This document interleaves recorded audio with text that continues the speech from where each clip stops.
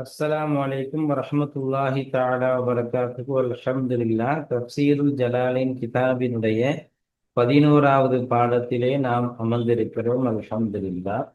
இந்த பாடத்திலே அல்லாஹ் எப்படிப்பட்டவன், அவன் எந்த அளவிற்கு அவனுடைய ஆற்றலை இந்த உலகத்தில் வெளிப்படுத்துகிறான் என்பது குறித்து உண்டான அத்தாட்சிகளை நாம் பார்க்க போகிறோம். முக்கியமாக அல்லாஹுவால் அனுப்பி அறிவிக்கப்பட்ட கொடுக்கப்பட்ட அந்த வேதம் அதை போன்று யாராலும் கொண்டு வர முடியாது என்கிற சவாலை இந்த பாடத்தில் நாம் பார்க்க போகிறோம். அல்ஹம்துலில்லாஹ். நமது ரகீப் கல்வி அறக்கட்டளையின் சார்பாக பல தீன் சார்ந்த சேவைகள் நடந்து கொண்டிருக்கிறது. இந்த சேவைகள் தொடர்ந்து நடைபெறுவதற்காக ஆதரவு தாருங்கள். கீழே இதனுடைய QR ஸ்கேன் கொடுக்கப்பட்டிருக்கிறது. இன்னும் பேங்க் டீட்டெயில்ஸும் கொடுக்கப்பட்டிருக்கிறது. இதற்கு உங்களுடைய நன்கொடைகளை நீங்கள் வாரி வழங்குங்கள். அல்லாஹு தஆலா உங்களுக்கும் எல்லோருக்கும் பரக்கத்து செய்வானாக. இதன் மூலமாக அல்லாஹு தஆலா உயர்ந்த சுவனத்தை நம் எல்லோருக்கும் தருவானாக. அல்ஹம்துலில்லாஹ். ஜலாலின் கிதாபினுடைய 11வது பாடம், முக்கியமாக குர்ஆனினுடைய சவால் பற்றி இந்த பாடத்திலே நாம் பார்க்கக்கூடிய ஒரு ஆயத்தும் வருவதனால் இதற்கு குர்ஆனின் சவால் என்ற பெயரை நாம் வைத்திருக்கிறோம். வாருங்கள், இப்போது நாம் பாடத்திற்கு செல்வோம். ஆக, சென்ற பாடத்திலே நாம் பார்த்தது நமக்கு ஞாபகம் இருக்கும். அல்லாஹ்வை வணங்க வேண்டும், எதற்காக வேண்டி அல்லாஹ்வை வணங்க வேண்டும் என்பது ரீதியான ஆயத்துகளை குறித்து நாம் பார்த்தோம். அவன்தான் உங்களை படைத்தான் என்று. அதற்கு அடுத்ததாக அல்லாஹ் எப்படிப்பட்டவன் என்று வரக்கூடிய ஆயத்துகள் அதை தொடர்ந்து வருகிறது. الذي جعل لكم الأرض فراشا والسماء بناء وأنزل من السماء ماء فأخرج به من الثمرات رزقا لكم فلا تجعلوا لله أندادا وأنتم تعلمون. அல்லாஹ் தஆலா பற்றி சொல்கிறது. அல்லதி, அவன் எப்படிப்பட்டவன் என்றால், ஜஅல லக்குமுல் அர்த, பூமியை உங்களுக்காக அவன் ஆக்கினான். ஃபிராஷன், விரிப்பாக அதை அல்லாஹு தஆலா ஆக்கினான்.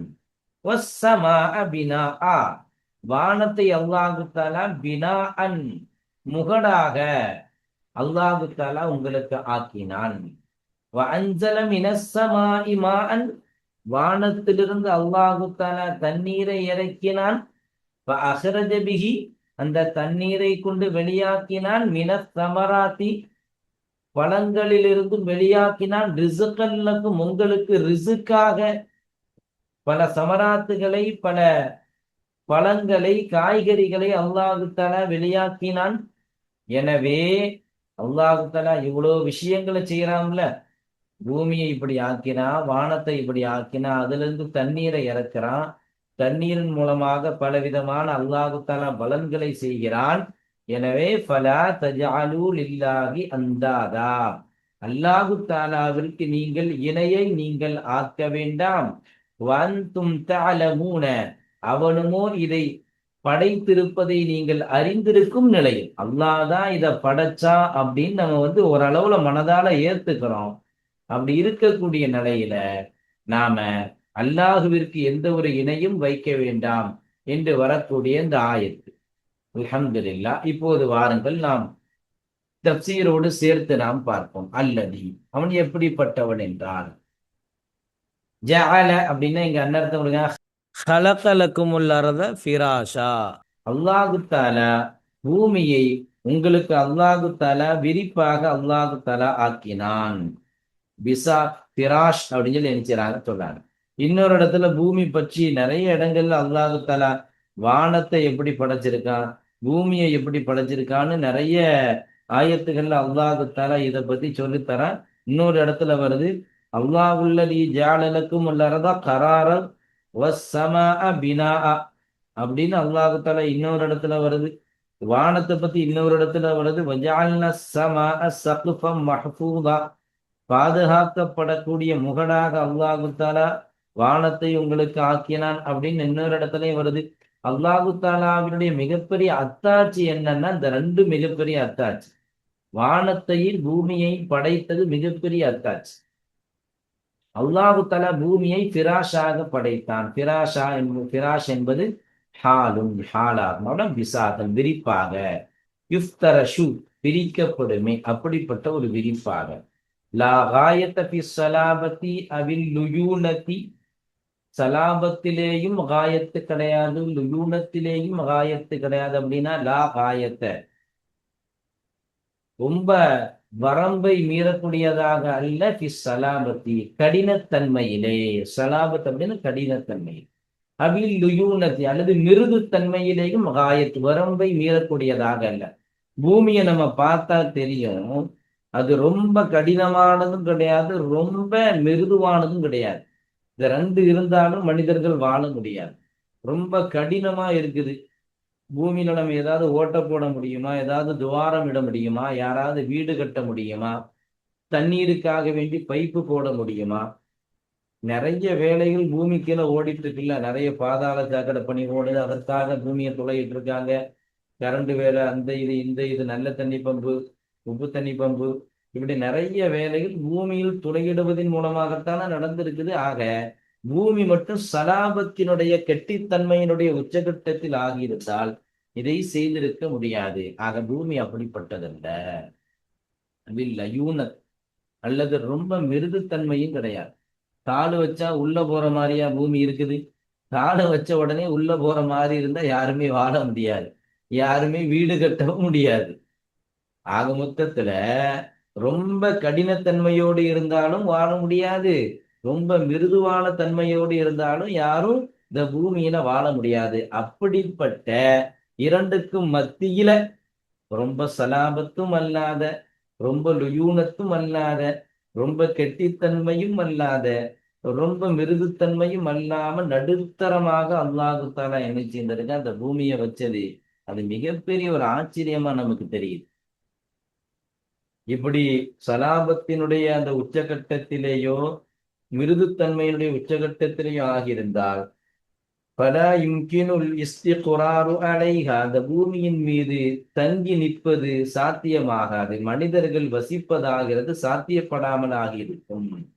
அல்லாஹு தஆலா அந்த அடிப்படையில அதை ஒரு ஃபிராஷ் ஆகித்தான். அது ஒரு கெட்டித்தன்மையும் அல்லாத, மிருதுத்தன்மையும் அல்லாத, ஒரு நடுத்தரமான ஒரு விஷயமாக அல்லாஹு தஆலா பூமி ஆச்சரிக்கிறது. ஒரு மிகப்பெரிய அல்லாஹ்வினுடைய அற்புதத்துல கட்டுப்பட்டு. இரண்டாவது வானத்தை பத்தி சொல்லும்போது சொல்றாங்க, வஸ்ஸமாஅ பினாஅன் ஸக்ஃபன், வானத்தை அல்லாஹு தஆலா முகடாக அல்லாஹு தஆலா ஆக்கியிருக்கிறான். ரெண்டு, எல்லா விஷயங்களையும் செஞ்சிட்டு இருக்கிறான்.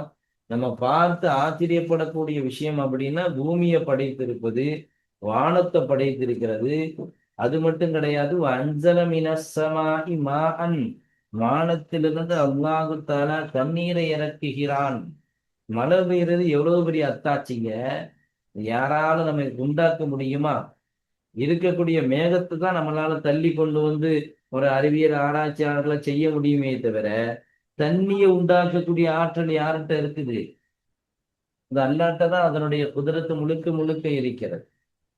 ஆக அல்லாஹ் தான் நமக்கு எனது தேவையான நேரத்துல அல்லாஹ் தர தண்ணியை தரான்.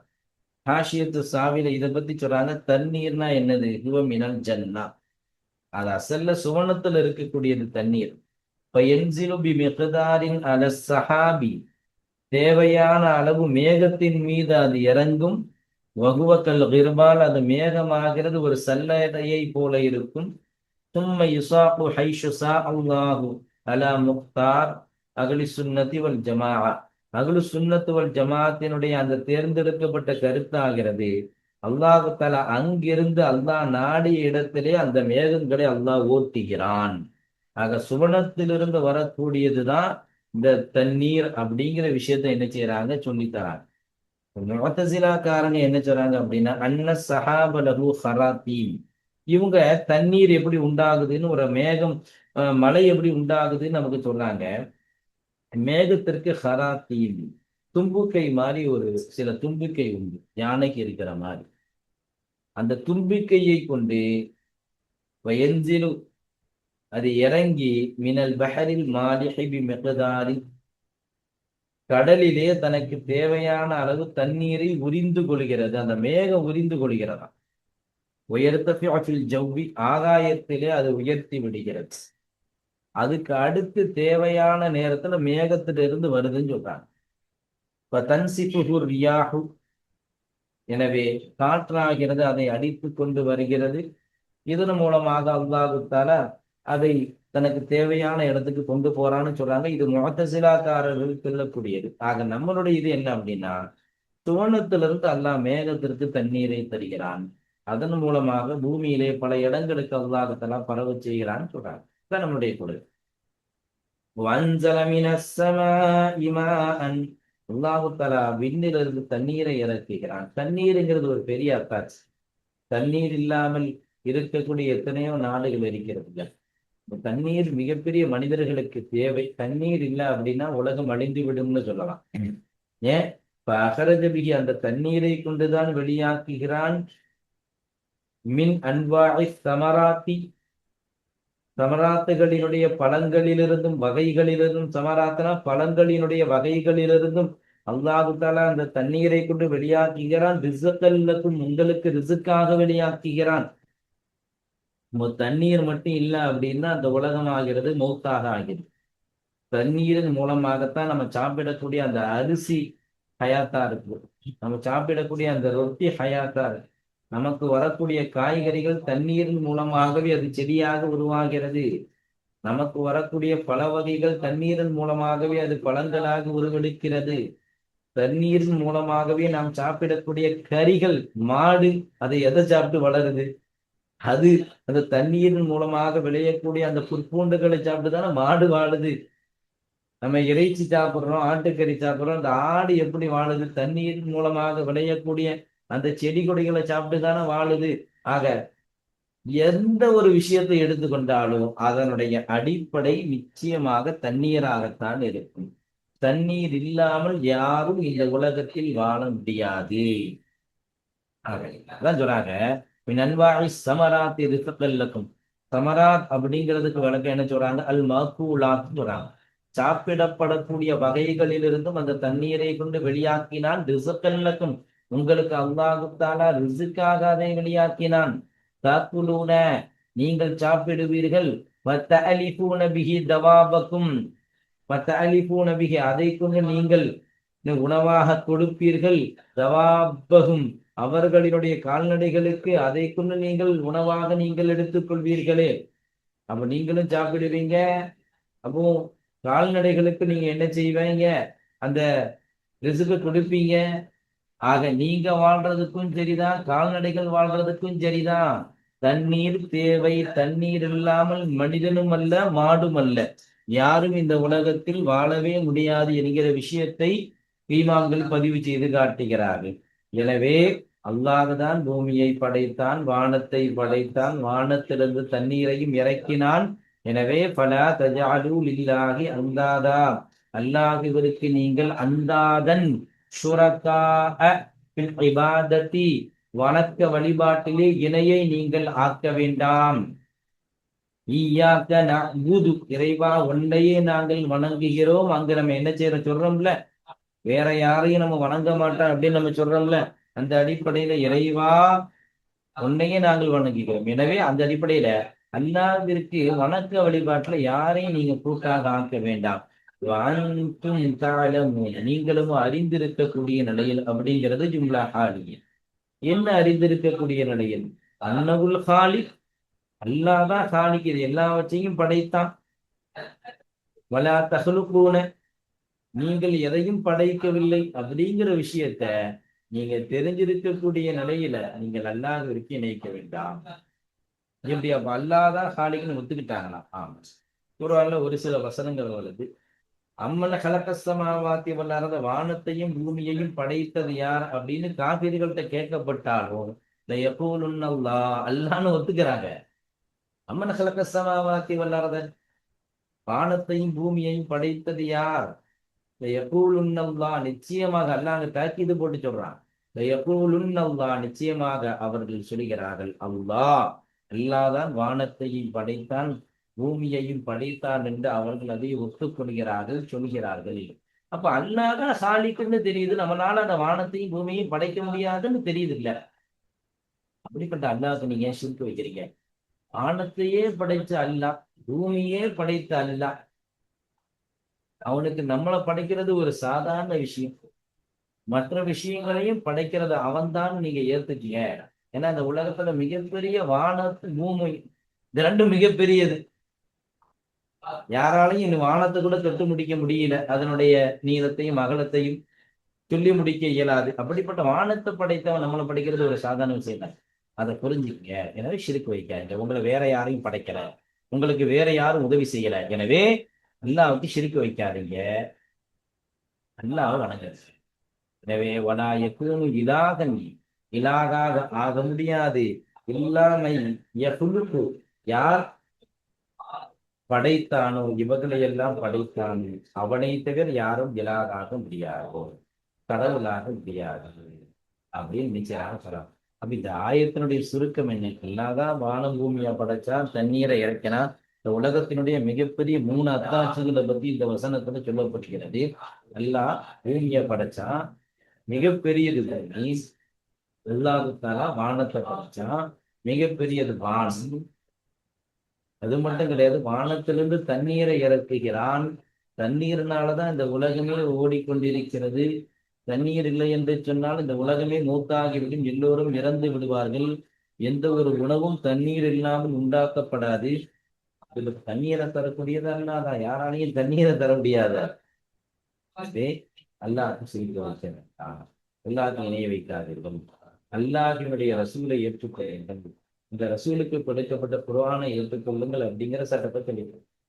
அதுக்கு அடுத்து வரக்கூடிய ஆயசா முக்கியமான குர்ஆனை பற்றி வருது. எனவே வயின் குன்தும் ஃபீ ரைபின் மிம்மா நஸ்ஸல்னா அலா அப்தினா, நம்முடைய அடியாரின் மீது நாம் எதை இறக்கினோம் அந்த குர்ஆன் விஷயத்திலே நீங்கள் சந்தேகம் கொள்ளக்கூடியவராக ஆகியிருந்தால், நபி ஸல்லல்லாஹு அலைஹி வஸல்லம் அவங்களோட விஷயத்துல குர்ஆனை இறக்கணும். அந்த குர்ஆனை போல யாராலையும் என்ன செய்ய முடியாது, இதுவரைக்கும் கொண்டு வர முடியல. குர்ஆனினுடைய அந்த எழுத்துக்கள் இருந்து எந்த ஒன்றையும் மாற்றவும் முடியாது. ஆக குர்ஆன் விடக்கூடிய மிகப்பெரிய சவால் தான். வயின் குன்தும் ஃபீ ரைபின் மிம்மா நஸ்ஸல்னா அலா அப்தினா, அடியார்களின் மீது இறக்கினோமே அப்படிப்பட்ட குர்ஆன் விஷயத்தில் நீங்கள் சந்தேகப்பட்டால், ஃபஅதூ பிசூரத்தின் மின் மித்லிஹி, அதை போன்று ஒரு சூறாவையாவது நீங்கள் கொண்டு வாருங்கள். கொண்டு வர்றதுக்கு நீங்க எல்லாத்தையும் கூப்பிட்டுங்க. வதுஉ ஷுஹதாஅக்கும், உங்களுடைய கடவுள்களை எல்லாம் நீங்கள் அழைத்துக் கொள்ளுங்கள். மின் தூனில்லா, அல்லாஹ்வை தவிர்த்து உண்டான எல்லா கடவுள்களையும் நீங்கள் அழைத்துக் கொள்ளுங்கள். இன் குன்தும் ஸாதிகீன, நீங்கள் சொல்லக்கூடியதிலே உண்மையாளராக இருந்தால் அல்லாஹ் அல்லாத எல்லா கடவுளையும் அழைச்சிருக்கேன், குர்ஆன் மாதிரி கொண்டு வரப்பா அப்படின்னு சொல்லி குர்ஆன் மிகப்பெரிய சவால் விடுகிறது. யாராலையும் கொண்டு வர முடியல. இது மட்டும் கிடையாது, குர்ஆன்ல நிறைய வசனங்கள் வருது. சூரத்து இஸ்ரால வருது, சூரத்துல் இஸ்ரா. குல்ல இன்ஜிதமாத்தில் இன்சு வல் ஜின்னு அலா யாத்து பிமித்லி ஹாதல் குர்ஆன், நபியை சொல்லுங்கள், மனிதர்களும் ஜின் வர்க்கமும் சேர்ந்து அலாயா தூபி மித்லிஹாதல் குர்ஆன், இந்த குர்ஆனை போன்று கொண்டு வருவதற்காக சேர்ந்தாலும் கூட லாயா தூணமை மித்லிஹி, அதை போன்று கொண்டு வர முடியாது. குர்ஆனை போல கொண்டு வர முடியாது. சரி, இன்னொரு ஆயத்தை இறங்கலாம். குர்ஆனை போல வேண்டாம்ப்பா, 10 ஆயத்தாவது கொண்டு வா. அஷ்ரி சூவரி மிஸ்லிஹி முஃப்தரியாத்தின் வதுஉ மன் இஸ்ததாஅதும் மின் தூனில்லாஹ், நீங்கள் சக்தி பெற்றால் அல்லாஹ் அல்லாத எல்லாரையும் அழைத்துக் கொள்ளுங்கள். குர்ஆனை போல 10 ஆயத்துகளை கொண்டு வாருங்கள். கொண்டு வர முடியல. அடுத்து இன்னொரு வசனம், இப்ப நம்ம பார்த்தது போலவே சூரத்து யூனுஸ்லயும் வருது. ஃபஅதூ பிசூரத்தின் மித்லிஹி, குர்ஆனை போல ஒரே ஒரு சூறாவை கொண்டு வாருங்கள். இப்படி எல்லா விதமான சவால்களையும் குர்ஆன் இட்டது. குர்ஆனில் இப்போது வரை அந்த ஆயாத்துகள் இருந்து கொண்டுதான் இருக்கிறது. ஆனால் யாராலும் அந்த குர்ஆனை போல கொண்டு வர முடியவில்லை. கொண்டு வர முடியாது, கியாமத்து வரை அது கொண்டு வர முடியாது என்பதை நாம் புரிந்து கொள்ள வேண்டும். ஏங்க கொண்டு வர முடியாது? ஏங்க இது அல்லாஹ் இறக்கியதுங்க. அல்லாஹ்வோடெல்லாம் யாராலையும் போட்டி போட முடியாது. இப்ப உதாரணமா ஒரு புத்தகம் எழுதுறாங்க. அதை விட சிறந்த புத்தகத்தை ஒரு மனிதர் எழுதலாம். சரி, ஒரு 2 வருஷம் கழிச்சு அதை விட சிறந்த புத்தகத்தை இன்னொரு மனிதர் எழுதலாம். இப்போ எழுதப்பட்ட ஜெயிச்ச இந்த மனிதர் மாதிரி இன்னொரு மனிதர் இதை விட ஒரு பெஸ்ட் புத்தகத்தை எழுதலாம். ஏன்? எல்லாருமே மனிதர்கள். இது ஒரு மனிதன் இன்னொரு மனிதனை முந்தலாம், ஜெயிக்கலாம். ஆனா இது அல்லாஹ்விடமிருந்து இறக்கப்பட்டது. இதை யாராலையும் முந்த முடியாது. அதான் அல்லாஹ் சொல்றான், ஒரு ஆயத்து போல கூட யாராலையும் கொண்டு வர முடியாது. இது அல்லாஹ்விடமிருந்து வந்தது. நீங்க மனிதர்களுக்கு கொடுக்கப்பட்ட, மனிதர்களால் தயாரிக்கப்பட்டது நீங்க நினைக்க வேண்டாம். அல்லாஹ் தஆலா இதுல ஆழமா என்ன செய்யறான்? பதிவு செய்யறான். பாருங்க, வயின் குன்தும் ஃபீ ரைபின் ஷக்கின், நீங்கள் சந்தேகத்தில் ஆகியிருந்தால், மிம்மா நஸ்ஸல்னா அலா அப்தினா முஹம்மதின் மினல் குர்ஆன், குர்ஆனில் இருந்தும் முகம்மது என்கிற நம்முடைய அடியாரின் மீது நாம் எதை இறக்கினோமோ அந்த விஷயத்திலே நீங்கள் சந்தேகத்தில் இருந்தால், என்ன சந்தேகம்?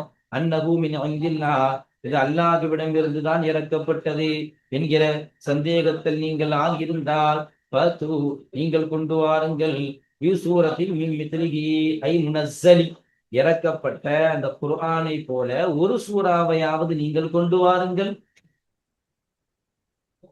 இறக்கப்பட்டது மாதிரி ஒரு சூறாவை கொண்டு வாங்க. மின் என்பது லில் பயான், இது பயானுக்குரியது. சூறாவை கொண்டு வாருங்க. எப்படிப்பட்ட சூறா? மின் மித்லிஹி, அந்த குர்ஆனை போல சூறா. அப்ப விளக்குது, அதான் பயானியா. அதாவது ஹிய மித்லிஹு, இந்த குர்ஆனை போல. எந்த விஷயத்துல? ஃபில் பலாகதி வ ஹுஸ்னின் நظமி வல் இக்பாரி அனில் கைபி. 3 விஷயத்தை அல்லாஹ் சொல்றான். பலாகத் நம்ம படிச்சிருக்கோம், கிதாபுகள் நம்ம படிச்சிருக்கோம். ஃபசாஹத்து பலாகத் அப்படிங்கிறது நம்ம என்ன செய்திருக்கோம்? படிச்சிருக்கோம். ஆக பலாகத்தை பத்தி நம்ம சுருக்கமா தெரிஞ்சுக்கிறதா. பலாகத்துனா என்ன? சொல்ல வந்த கருத்தை மிக தெளிவாக, அழுத்தமாக, கேட்பவரினுடைய உள்ளத்தை ஈர்க்கும் வகையில் சொல்வதுதான் பலாகத். பலாகத். வஹ்சுனு நபுவனா என்னது? அழகிய கோர்வை அப்படின்னா என்னது? சொல்லுவாங்க, வார்த்தைகளினுடைய அந்த கோர்வை அழகா ஒன்றன் பின் ஒன்றாக, அழகாக, நேர்த்தியாக, எவ்வித தடையுமின்றி சீராக, அழகாக கோர்க்கப்பட்டிருக்கு. வஷ்ஷம்ஸி வதுஹாஹா வல்கமரி இதா தலாஹா வன்னஹாரி இதா ஜல்லாஹா. அங்க நம்ம பார்த்தா தெரியும், அழகா அலிஃப்லயே முடியும். அடுத்து வல்லுஹா வல்லைலி இதா சஜா மா வத்தஅக ரப்புக வமா கலா. இங்கே பாருங்க, ஆயத்தினுடைய அந்த முடிவு பாருங்க, அழகா முடியும். இதே மாதிரி இந்த ஹுஸ்னுன் நதும், அழகிய கோர்வை குர்ஆன்ல உண்டு. அதே மாதிரி வல் இஹ்பாரி அனில் கைப், மறைவான விஷயங்களை பற்றி செய்தி அறிவிப்பது, அதுவும் குர்ஆன்ல இருக்குது. ஆக இதை போன்று இந்த 3ஐயும் உள்ளடக்கியதா நீங்க கொண்டு வாருங்க பாருங்க. பலாகத் இருக்கணும், ஹுஸ்ன் நதும் இருக்கணும், இஹ்பார் அனில் கைப் இருக்கணும்.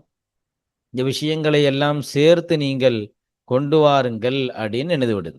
அப்ப இங்க சொல்ல வராங்க, பதூபி சூரத்தின் அப்படின்னு வருதுல. அப்ப சூரானா என்னங்க?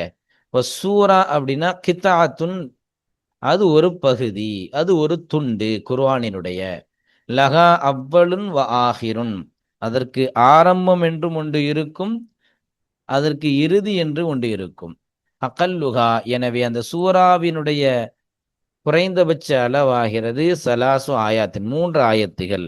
இதனால தான் அபூ ஹனீஃபா இமாம் குறைந்தபட்சம் ஒரு மனிதர் தொழுகையில துணை சூறாவில 3 ஆயத்துகளை ஓதணும். ஏன்னா அது ஒரு சூறாவினுடைய மிக குறைந்த அளவு 3 ஆயத்துகள் தான், அதை விட குறைக்க வேண்டாம் அப்படின்னு ஹனஃபி இமாம்களை நமக்கு என்ன செய்வாங்க? சட்டம் சொல்லி தருவார்கள்.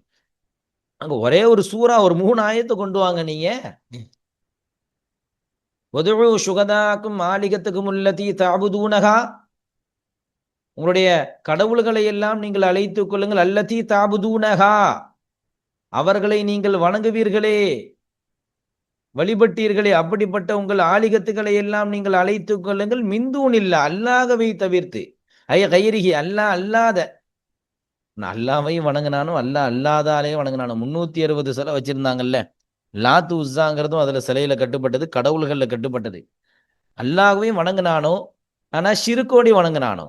வானத்தை படைச்சது பூமியை படைச்சது அப்படின்னு கேட்டா அல்லான்னு சொல்லிடுவானோ. நமக்கு உணவை தரதுன்னு கேட்டா ஒரு கடவுளை சொல்லுவானோ.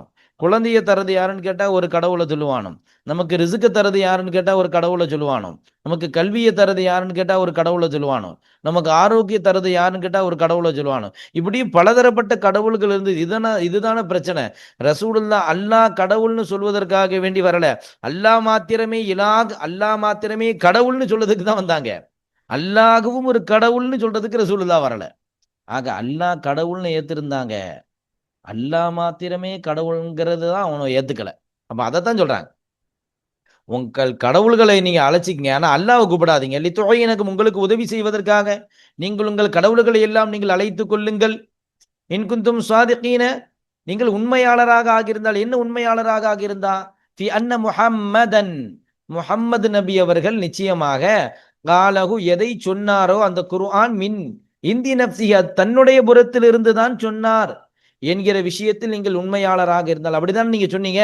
ரசூலுல்லாஹ் குர்ஆனை கொண்டு வந்த பொழுது இது அல்லாஹ் விட்டு வரல, இது இவராகவே சொல்லக்கூடியது, இவராகவே என்ன இது சொல்லக்கூடிய கவிதைகள் இது அப்படின்னு சொல்லி நீங்க இட்டுக்கட்டப்பட்டதுன்னு சொன்னீங்கல்ல. நீங்க தன்னுடைய புறத்திலிருந்து தான் சொல்லுகிறார் அப்படின்னு நீங்க சொன்னீங்கல்ல.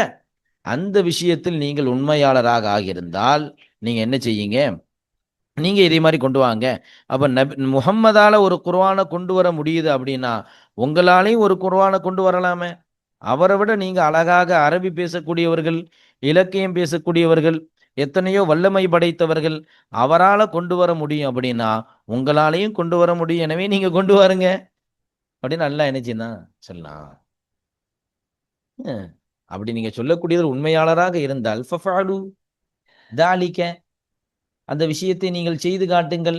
ஏன்னா ஃபைன்னக்கும் அரபியூன ஃபுஸஹாஉ மித்லுஹு, அந்த முகம்மதை போல நீங்கள் கவிநயம் வாய்ந்த அரபிகளாக இருக்கிறீர்களே. ஃபுஸஹா, கவிநயம் வாய்ந்த அரபிகள் தானே, எவ்வளோ கவிகள் பாடியிருக்கீங்க, கொண்டு வாருங்களை பார்ப்போம் அப்படின்னு அல்லாஹு தாலா எதிரிகளை பார்த்து அல்லாஹு தாலா சவால் விடுறான். ஆனா அவர்களால கொண்டு வர முடிந்ததா அப்படின்னா இதுவரைக்கும் கொண்டு வர முடியல. இங்க என்ன வருது, எவ்வளவு சவால் வருது. ஒரே ஒரு ஆயத்து கொண்டு வாருங்க அப்படின்னு தானே வருது. ஒரே ஒரு ஆயத்து இல்லைங்க, ஒரே ஒரு வரியை கொண்டு வர கூட அவங்களால முடியாது.